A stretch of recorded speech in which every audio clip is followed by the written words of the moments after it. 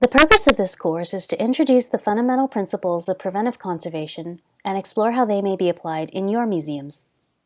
In the prerequisite course, Artifacts, you learned all about the materials found in your collections and the factors influencing their deterioration.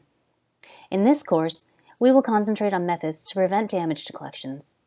That is the essence of preventive conservation. As museum workers, we're familiar with the concept of conservation or preservation and the fact that it is one of a museum's prime responsibilities. There are many definitions of museums and guidances for practice, but some core principles underpin them all. The fact that museums preserve, and the fact that museums maintain collections in order to hold them in trust for the benefit of society. There's a common misconception that conservation refers only to treatment conservation. In reality, on average, a conservator spends actually less than 20% of their time on treatment. At my institution, we currently have 8 conservators on staff, which can be considered fairly large for a conservation department.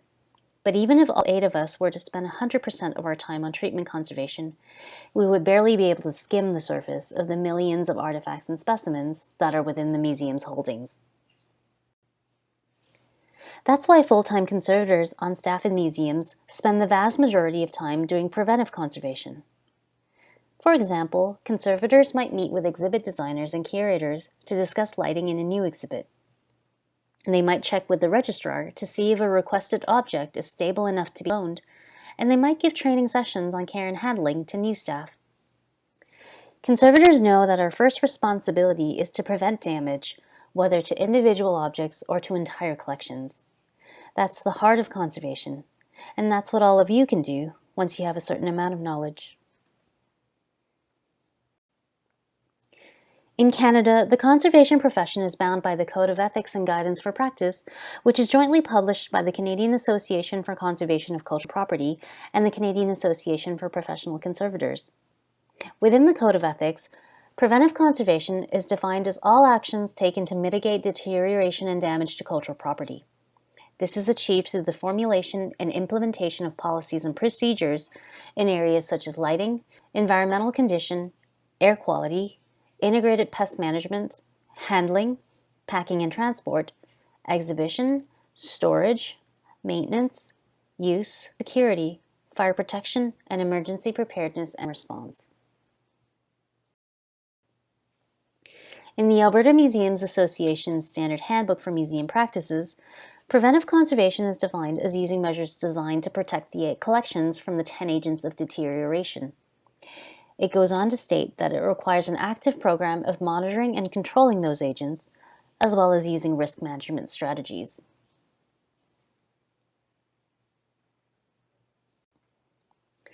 Finally, in the UNESCO World Heritage Center Preventive Conservation course outline, preventive conservation is defined as the mitigation of deterioration and damage to cultural property.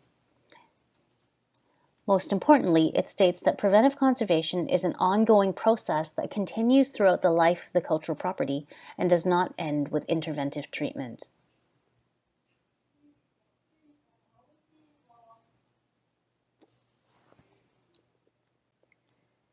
I like to define preventive conservation simply as any activity that enhances preservation of collections without direct intervention with the material fabric of the object or specimen itself.